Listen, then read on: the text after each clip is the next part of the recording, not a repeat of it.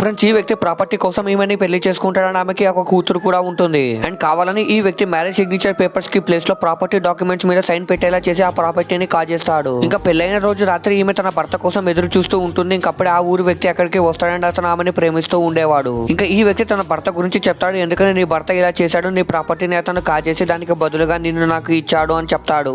ఇంకా ఈమెకి అతను చెప్పే మాటల మీద అసలు నమ్మకం లేదు. అందుకే ఈమె తన కూతుర్ని తీసుకొని అక్కడి నుండి పారిపోతుంది. ఇంకా ఈ వ్యక్తి ఆమె కోసం ప్రతి చోట వెతుకుతూ ఉంటాడు. కానీ ఆమె ఎక్కడ కనిపించడం. ఇంకేమో తన కూతుర్ని తీసుకుని ఒక పాత ఇంట్లోకి వెళ్లి దాక్కుంటుంది. ఇంకా తర్వాత రోజు ఈ వ్యక్తి తన మనుషులతో పాటు ఆమె ఇంటికి వెళ్తాడు. కానీ ఆమె అక్కడ ఉండదు. ఇంకా ఈ వ్యక్తి ఆమె ఇక్కడ నుండి పారిపోయిందేమో, అయినా నాకు రావాల్సిన ప్రాపర్టీ వచ్చింది కదా అనుకుని ఆమెని మర్చిపోతాడండి. ఈ వ్యక్తి తన మనుషులకు చెప్పి తను కాజేసిన ప్రాపర్టీని శాశ్వతంగా మూసివేసేస్తాడు. అండ్ వెళ్తూ వెళ్తూ ఆమె ఉండే తన ఇంటి మీద నిప్పును కూడా పెట్టేసి వెళ్ళిపోతాడండి. అదంతా ఈ చిన్న అమ్మాయి ఆ కిటికీలో నుండి చూస్తూ ఉంటుంది. ఇంకా ఈ అమ్మాయి వెళ్లి తన అమ్మకి చెప్పగానే ఆమె ఇలా పాపం చేసిన వాళ్ళని కాళీమాత ఊరికే వదిలిపెట్టదు అని చెప్తుంది. ఇంకా సమయం గడుస్తూ ఉంటుంది.